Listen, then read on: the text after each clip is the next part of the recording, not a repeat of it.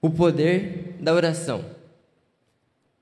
Para começar, eu gostaria de que a gente se questionasse o significado da palavra poder e oração. O que significa poder para você? O que significa oração para você? Para mim, quando eu fui pesquisar sobre o culto de hoje, eu fiquei pensando, qual que é o significado dessas palavras? Por que o meu tema deveria ser o poder da oração, como está ali? Para mim, poder é assim, possuir força física e moral. Alguém que tem poder possui força física ou tem força moralmente. É capaz de realizar algo. Poder é ter força. Poder é ter influência. Poder é ter autoridade. Mas quando eu fiquei pensando, dentre todas essas palavras, como que encaixa o poder então junto com a oração? O poder, a melhor definição que eu achei foi essa: ação que se sobrepõe à vontade individual. Poder é algo que não é ligado somente a mim. Ele sobrepõe a mim, é maior que eu. Então, qual que é o significado da palavra oração?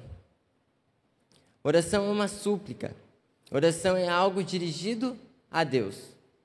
Oração é uma manifestação de fé. Oração é um encontro com Deus. Não sei se você tem essa mesma visão a respeito das palavras que eu determinei aqui e os sinônimos dela. Mas ainda assim, eu vi que oração é um ato humano de encontro ao sagrado. Oração é algo do qual nós conectamos com Cristo e tem algo superior, que é o poder de Cristo sobre a oração, o poder de Deus sobre a oração. Quando eu fui buscar alguns personagens para a pregação, eu pensei que personagens seriam os ideais para falar nesse sábado. E eu tinha assim dúvidas, eu comecei com Neemias, Jeremias, e eu fiquei me questionando, mas não é o que eu quero. Mas eu coloquei a minha vontade para Deus. E ao mesmo tempo que eu coloquei minha vontade na minha oração, quando eu fui tentar encontrar o que eu queria falar, Deus me respondeu. Eu gostaria de elencar 3 personagens nessa manhã com vocês. E um deles é Moisés. Moisés é um homem do qual foi um líder e ele tirou seu povo do Egito. E ao mesmo tempo clamou em muitos momentos por Deus. Eu gostaria que vocês abrissem a Bíblia lá em Êxodo 2, no versículo 1 e 3, para que a gente possa entender melhor. Quem era Moisés?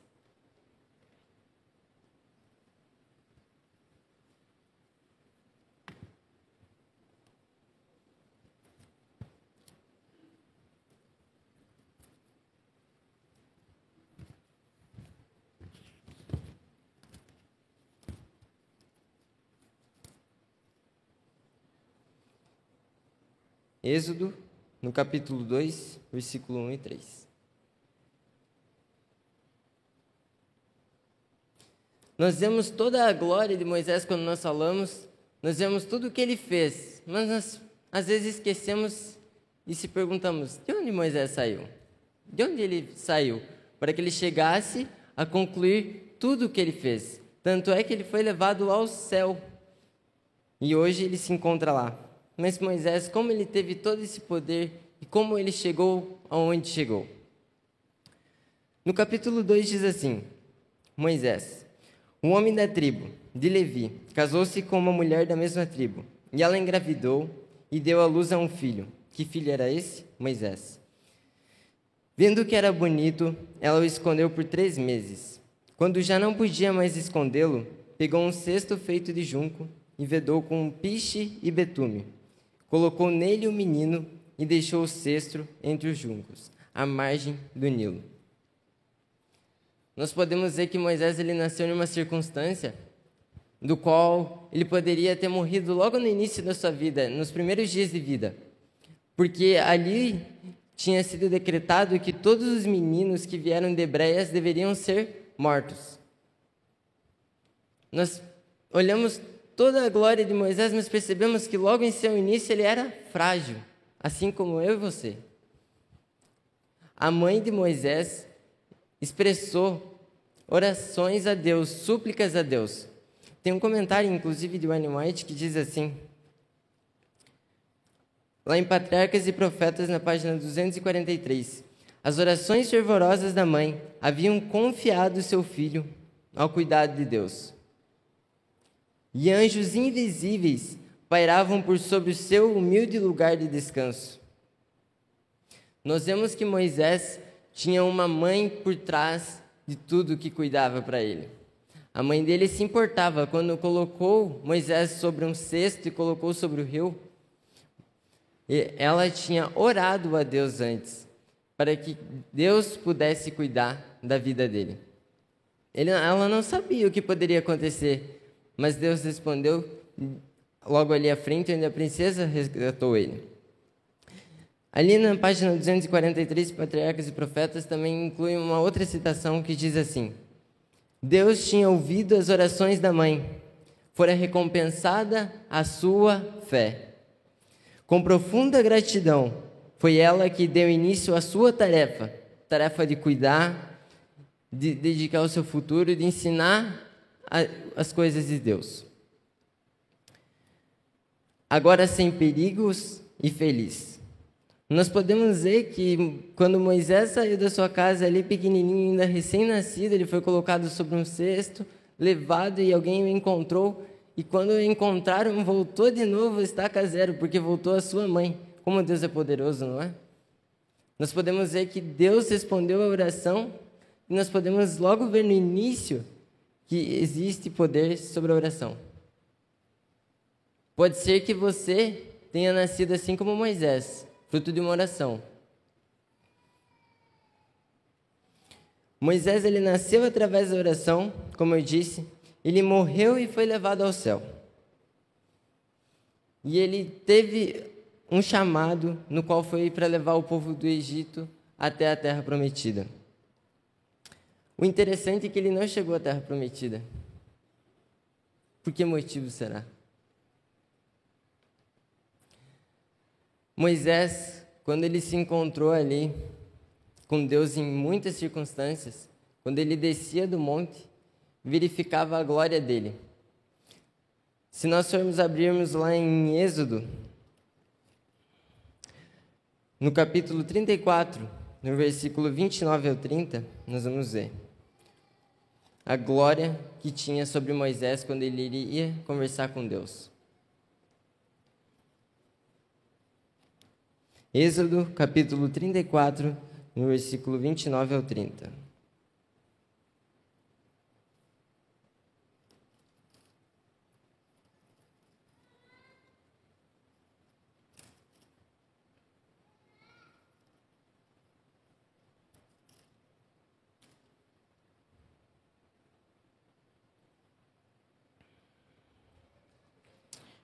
Ao descer do monte Sinai, com as 2 tábuas da aliança nas mãos, Moisés não sabia que seu rosto resplandecia por ter conversado com o Senhor. Quando Arão e todos os israelitas viram Moisés com o seu rosto resplandecente, tiveram medo de se aproximar sobre ele, perto dele. Moisés, ele foi fruto de uma oração. Ele esteve em contato com Deus, ele conversava com Deus. E quando ele teve a oportunidade de se aproximar de Deus e ver um pouquinho, lá de longe, não viu todo ele, a sua face, a sua glória de Deus sendo transmitida em 0,000, podemos dizer. Era tão pequena, e mesmo assim os homens se assustaram quando viram Moisés, porque o poder de Deus era tão grande quando conversa com ele. O poder é tão grande da oração. Quando conversamos com Deus, nós estamos em um contato como um amigo. Nós estamos em contato com quem nós podemos perguntar a Ele e Ele nos responder. E ao mesmo tempo suplicar a Ele, expressar nossas vontades. Não significa que Ele vai responder conforme a gente quer. Por que é tão importante a oração? Porque quando nós conversamos com Deus, nós nos aproximamos. Inclusive tem um outro texto do qual Ellen White cita, que a oração cria uma barreira entre nós e as tentações. Moisés ali ele se encontrou em circunstâncias da qual nenhum homem quase conseguiu. Poucos puderam ver Deus de perto.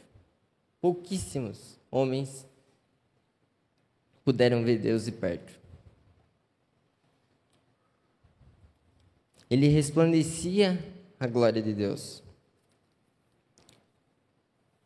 Eu quero que você entenda que Moisés, ele foi um homem do qual nasceu da oração, esteve em Deus conversando com ele, e ele se encontrou com Deus, e os homens se assustaram devido à sua glória e estar em contato com Deus. Eu quero passar para o segundo personagem agora, e depois eu vou retornar ao ponto de Moisés novamente, para vocês entenderem qual seria o contexto desses três personagens. Porque como eu vou ligar essa história entre três personagens? O próximo personagem é Jesus. Jesus, ele deu a vida por nós, deu a vida por mim e por você. Se não fosse por ele, nós não estaríamos mais aqui. Nós teríamos, em algum momento da vida, nós não teríamos nem nascido. Porque eu acho que os nossos antepassados não teriam aguentado sem a glória de Deus, porque o pecado é tão grande, ele é tão forte que nos destrói. Jesus, ele morreu por nós. E ele esteve em constante comunhão com Deus. Mas é Jesus, por que Jesus precisava orar a Deus quando ele esteve nessa terra? Por que ele precisava ter um contato com Deus, sendo que ele é Jesus? Ele por si só já tem a glória. Por quê? Jesus, ele operou diversos milagres. E eu digo que não foi somente ele por conta, mas sim quando ele esteve em contato com Deus, eles têm uma ligação. Jesus, ele pregou a multidões. Multidões, às vezes, a qual pode ser que em algumas circunstâncias falavam mal dele, não acreditavam nele, porque ele se tornou homem assim como nós, veio a essa terra como um corpo como nós. E ele é nosso advogado. E tem um momento do qual Jesus busca também a Deus, que é para eleger 12 discípulos. Jesus, ele vai orar pela escolha dos discípulos. Nós, em nossa vida, temos muitos momentos no qual precisamos decidir, ter decisões, escolhas. E será que nós realmente buscamos a Deus ou pedimos para que Ele abençoe as nossas decisões que nós mesmos já tomamos? Será que nós temos colocado Deus em primeiro lugar para que aí nós possamos tomar decisões? Ou nós tomamos as nossas decisões e depois buscamos a Deus que as abençoe? Vamos abrir lá em Lucas 6, no versículo 12, onde Jesus vai ao encontro com Deus, digamos assim, para a escolha dos discípulos.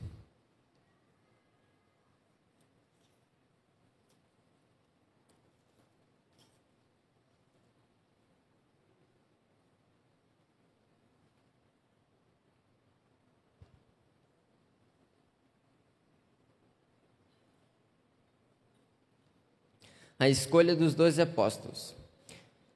Em um daqueles dias, Jesus saiu para o monte a fim de orar. E passou a noite adorando a Deus. Ao amanhecer, chamou também seus discípulos e escolheu 12 deles, a qual também designou apóstolos. Interessante notarmos que Deus escolheu 12 discípulos. E aí, quando ele foi escolher esses 12 discípulos, ele orou a Deus antes. Mas mesmo orando a Deus, o que aconteceu com 12? Será que os 12 ficaram até o fim? Teve um que se perdeu. Mesmo ele sendo Jesus e estando orando a Deus, Deus respondeu a sua oração, da qual ele escolheu 12 discípulos. E mesmo assim, teve um que o traiu. Imagina nós, como seres humanos, clamando a Deus, pedindo a sua orientação, ainda somos falhos. Jesus, quando ele pediu a Deus, teve um que se perdeu. E quando nós buscamos a Deus e não pedimos o seu conselho para a escolha, e sim só pedimos a bênção sobre o qual nós já escolhemos? Será que só um seria ser perdido? Será que somente um seria o traidor? Será que ele não ficaria sem nada? Será que todos os discípulos não teriam traído se ele não tivesse buscado a ajuda de Deus também nesse momento? Nós, como seres humanos, temos um poder e uma glória muito menor do que a de Deus. Tanto é que Moisés ali, ao se aproximar dele, ficou glorificado e as pessoas se assustaram. Imagina nós quando buscamos a Deus de forma tão singela, simbólica, digamos assim. Não buscamos-o verdadeiramente e nós queremos que todos os nossos planos se concretizem conforme a nossa vontade. Teve um outro momento, antes de ser levado à crucificação, lá em Lucas 22, no versículo 39 a 44, no qual Jesus estava orando, antes de ser preso. Vamos abrir lá em Lucas, no capítulo 22, no versículo 39 a 44.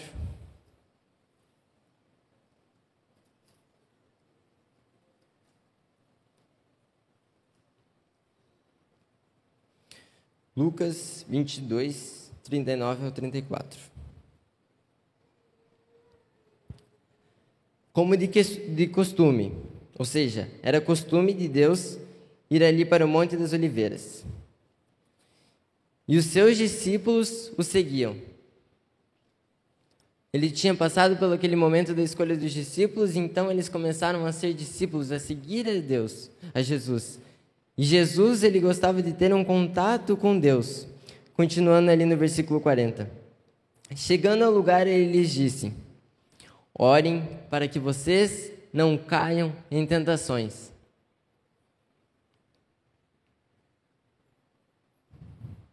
Ele se afastou deles a uma pequena distância.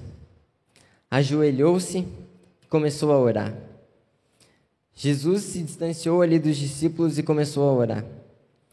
Pai, se queres, afaste de mim este cálice. Contudo, não seja feita a minha vontade, mas sim a tua.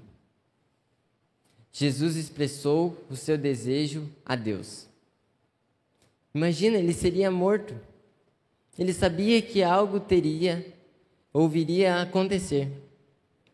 Ele devia estar angustiado por morrer por nós.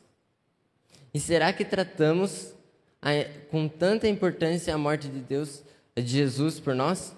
Porque Jesus estava angustiado por morrer por nós, mas ele disse que não seja somente a minha vontade, mas sim a sua.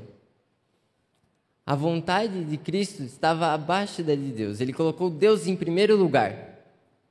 Deus estava em primeiro lugar. Apareceu-lhe então um anjo do céu que o fortaleceu. A resposta aqui para Cristo foi imediata, podemos dizer assim. Logo um anjo veio e o acolheu, o ajudou. E ali no 44 diz: estando angustiado, ele orou ainda mais intensamente, e o seu suor era como gotas de sangue que caíam ao chão. Eu não sei, mas eu acho que nos dias atuais a gente não chega nem perto disso, nem de perto. Às vezes até eu mesmo, quando vou lá para dormir, eu pego, quando eu já estou quase caindo em sono, eu vou e começo a orar. Quando eu percebo, eu já amanheci no outro dia. Como pode a nossa fé? Como pode a nossa perseverança? Ela é tão pequena.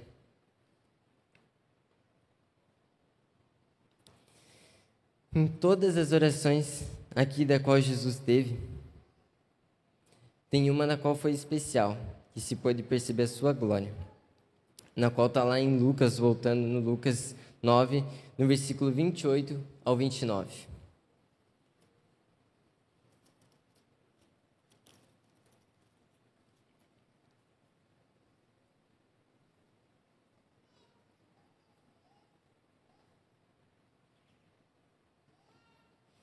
Lucas 9, no versículo 28, diz assim: aproximadamente 8 dias depois de dizer essas coisas, Jesus tomou a Pedro, João e Tiago e subiu ao monte para orar. Mais uma vez, Jesus orou. Eu poderia ficar falando hoje o dia inteiro sobre quantas vezes Jesus orou. Enquanto orava, a aparência de seu rosto se transformou e as suas roupas ficaram alvas e resplandecentes como o brilho de um relâmpago.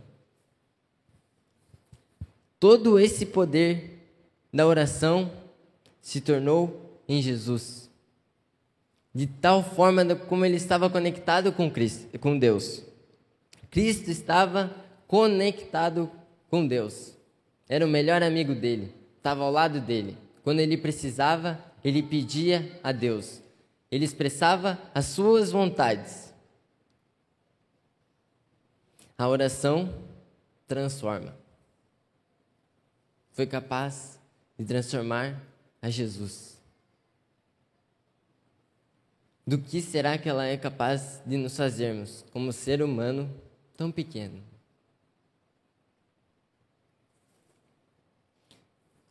Então agora eu quero levar o meu outro personagem, na qual é Paulo. Eu não tinha combinado com o pastor, mas ele acabou mencionando um pouco sobre Paulo. Quem foi Paulo? Paulo, ele já foi Saulo. Ele se tornou um novo homem. Paulo, ele perseguia os cristãos.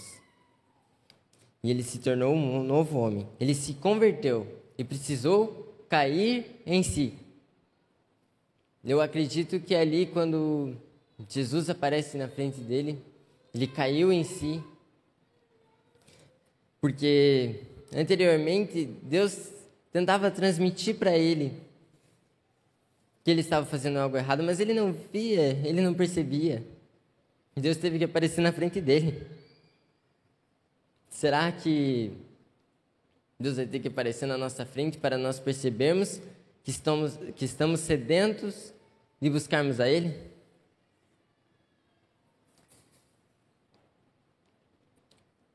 Paulo escrevia muitas cartas para as igrejas também.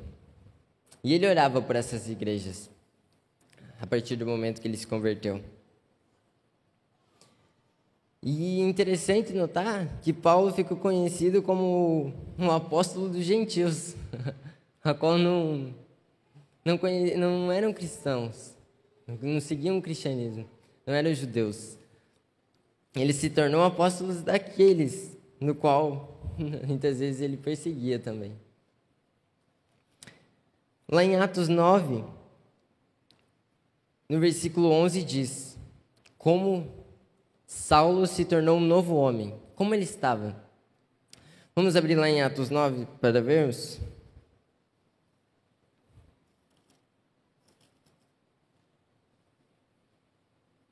Atos 9, no versículo 11.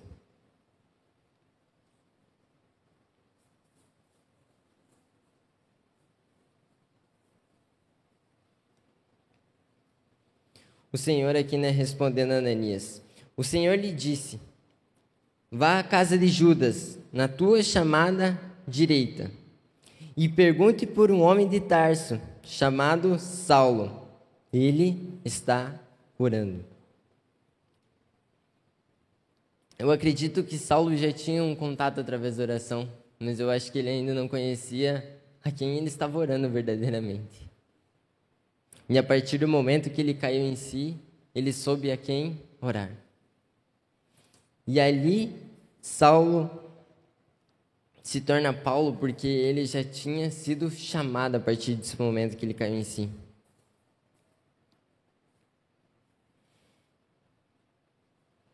Em uma visão, um homem chamado Ananias, viu um homem chamado Ananias chegar e lhe impor as mãos para que voltasse a ver. Como que Ananias poderia saber quem era Saulo? Através da sua oração, porque ele estava orando. Ele estava orando, ele estava buscando a Deus. Foi uma das formas de identificar Saulo. Claro que ele já conhecia, mas a gente percebe aqui na conversão de Saulo que Ananias estava perplexo em chegar perto de Saulo, porque ele poderia matá-lo, digamos assim. Ele pensava que poderia nem sair daquele local mais.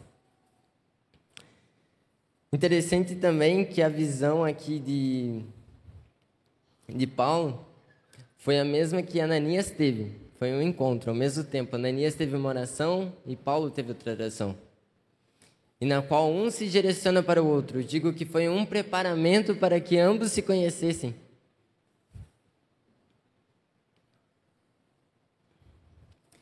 Em Colossenses 4, no versículo 2 ao 4, também menciona um pouco ali sobre a oração de Paulo. E como ele compreende a oração. Vamos lá em Colossenses 4, no versículo 2 ao 4. Está ali um pouquinho antes de Tessalonicenses.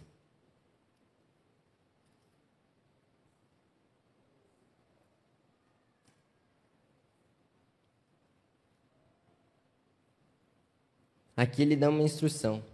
Diz assim: dediquem-se à oração. Estejam alertas e sejam agradecidos. Ao mesmo tempo, orem também por nós, para que Deus abra uma porta para a nossa mensagem, a fim de que possamos proclamar o ministério de Cristo, pela qual estou preso.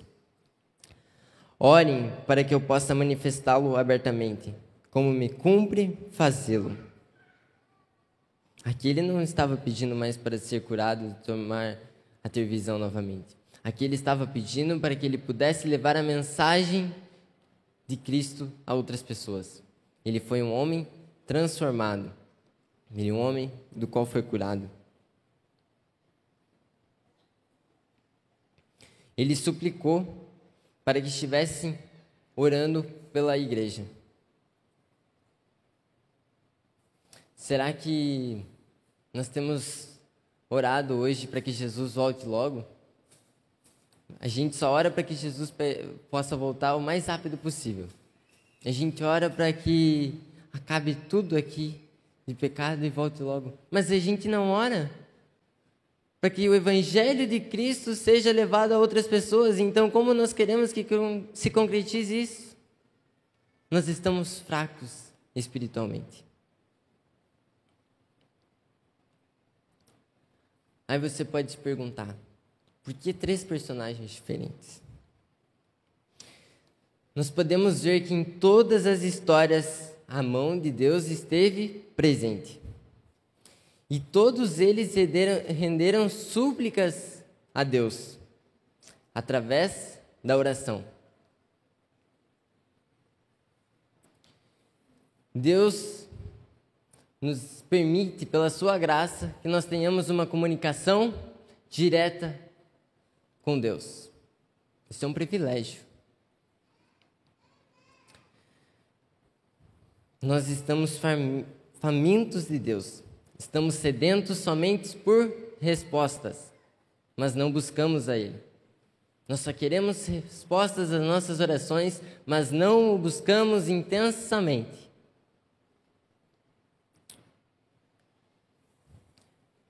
Você nasceu assim como Moisés.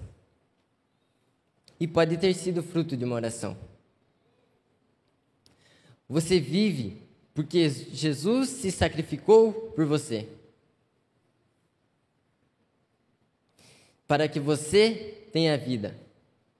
Se você está aqui hoje, é porque Jesus se sacrificou a você. Mas pode ser que você precise de mudanças. Assim como Saulo mudou para Paulo. Teve um novo nome.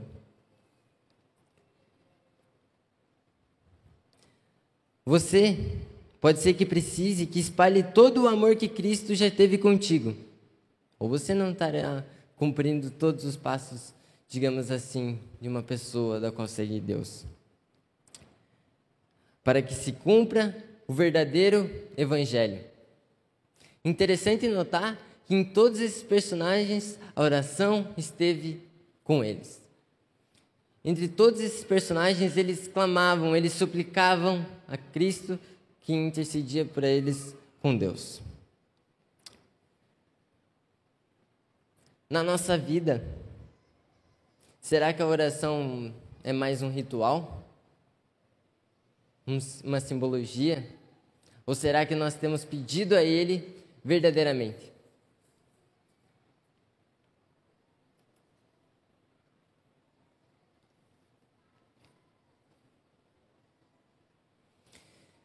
Tem um outro comentário em Caminho a Cristo, no qual diz assim: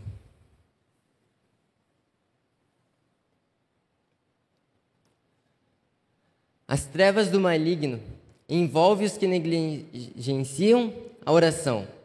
As sutis tentações do inimigo os incitam ao pecado, e tudo por isso não fazerem o uso do privilégio da oração que Deus lhe conferiu. Deus lhe conferiu um privilégio de estar em contato com Ele, conversando com Ele através da oração. Porque deveriam os filhos e filhas de Deus ser tão relutantes em orar? Por que eu e você tem que ser tão relutantes em orar? Quando a oração é a chave nas mãos da fé para abrir o celeiro do céu. A oração é a chave para abrirmos nosso contato direto com o céu. O celeiro do céu, onde se acham armazenados os ilimitados recursos da onipotência. E continua: sem oração constante e diligentemente vigilância, estamos em perigo. Nós se encontramos em perigo de tornar-nos descuidadosos e desviar-nos dos caminhos verdadeiros. O adversário procura continuamente obstruir o caminho para o trono da graça, para que não obtenhamos, pela súplica fervorosa e fé, graça e poder para resistir à tentação.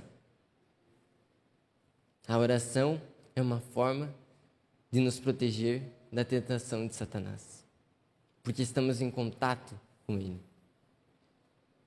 Caminho a Cristo no capítulo 10, se você quiser conferir.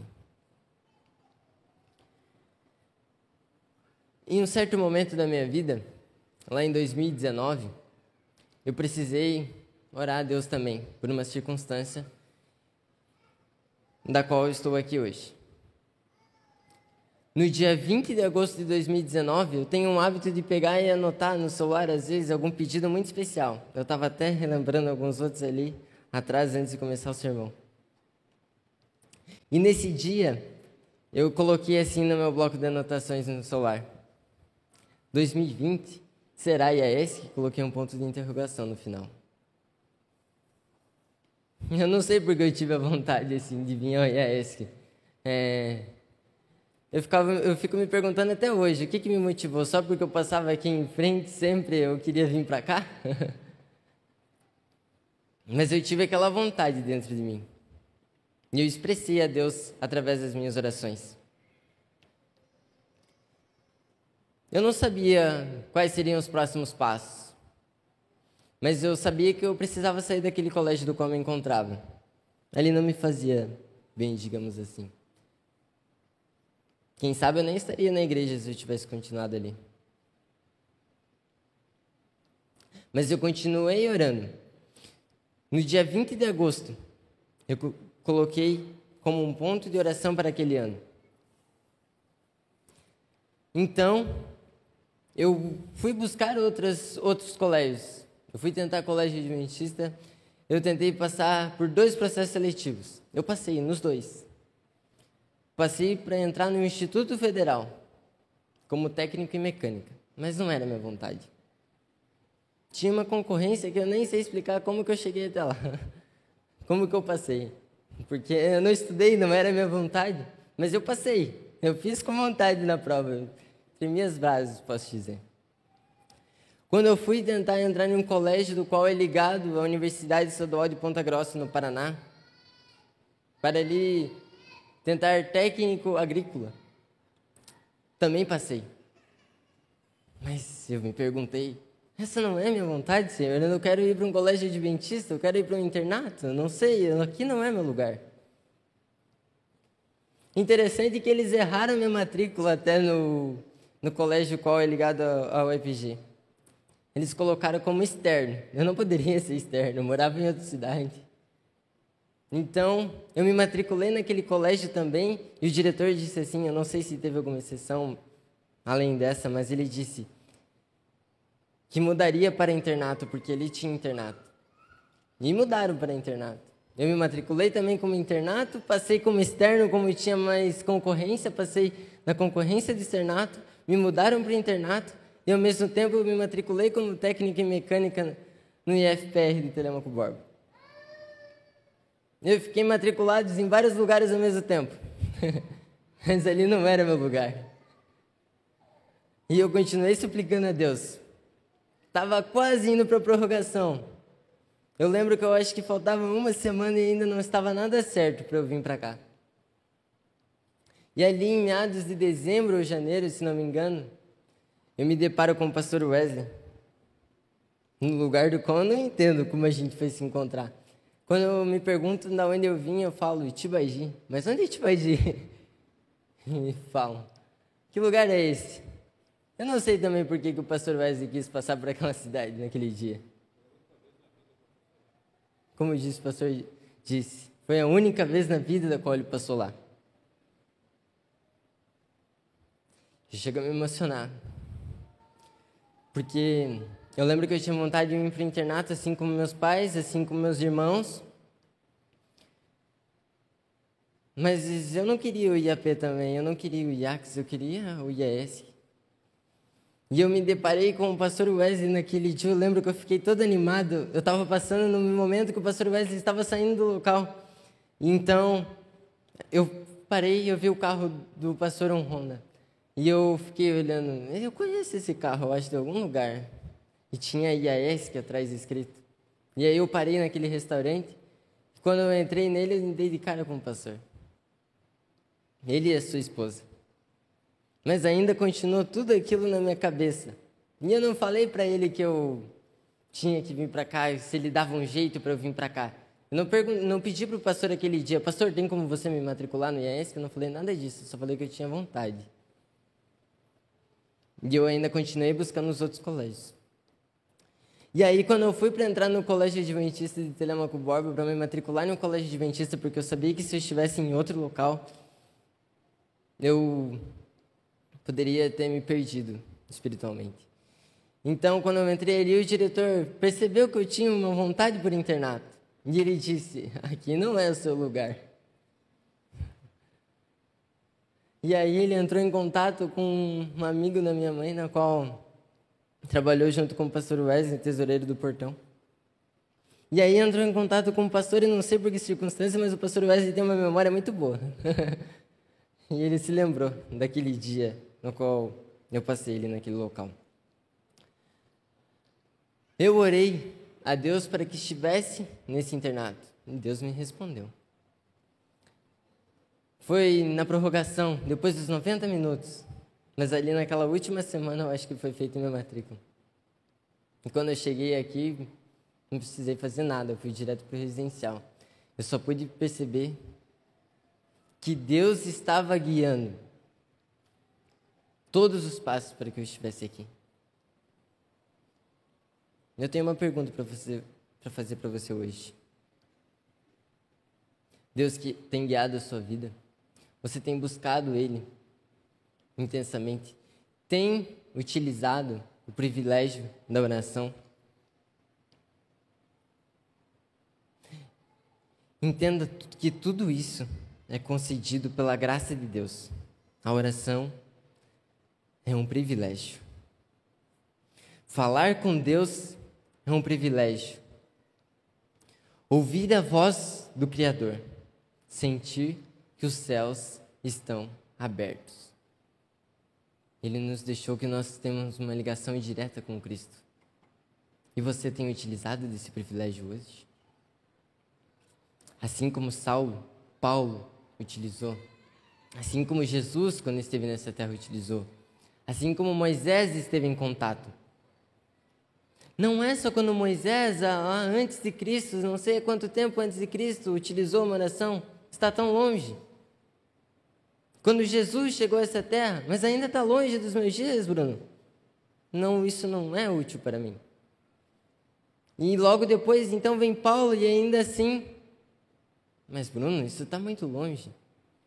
Pode ser que você tenha utilizado da oração e ele já tenha respondido. Nos dias atuais, você ainda se pergunta se Deus as responde. Deus, ele respondeu uma das minhas orações. E às vezes até uma das mais simples. Eu estava ali olhando antes, quando eu estava olhando as minhas anotações, eu lembro que em 2020 eu pedi para Deus um carro. E ele me respondeu. Eu lembro que eu não se recordava disso. A gente trocou o carro. E o carro foi roubado depois. Mas ele respondeu a minha oração. Eu lembro que eu pedi a Deus uma das coisas mais pequenas, às vezes que você nem dá importância. Mas entenda que para Deus você é importante. Tudo que você pedir a Ele é importante. Mas nós temos que utilizar desse privilégio. Porque não é concedida a qualquer pessoa. A oração não faz Deus abaixar a nós, mas nos eleva a Ele. Antes de orar, eu gostaria que você ficasse com 3 pontos na sua cabeça.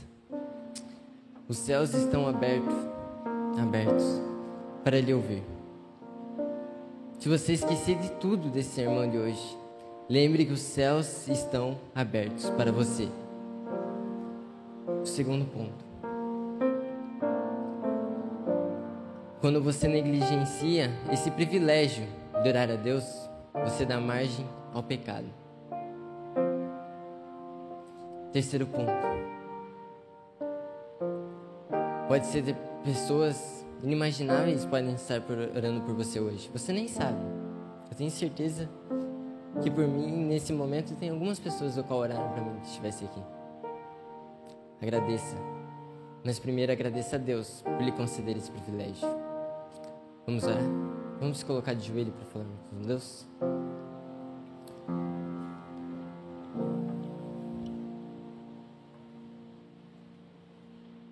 Pai querido, Pai amado, não somos dignos de estar falando contigo. Somos meros pecadores. Mas o Senhor nos concedeu esse privilégio.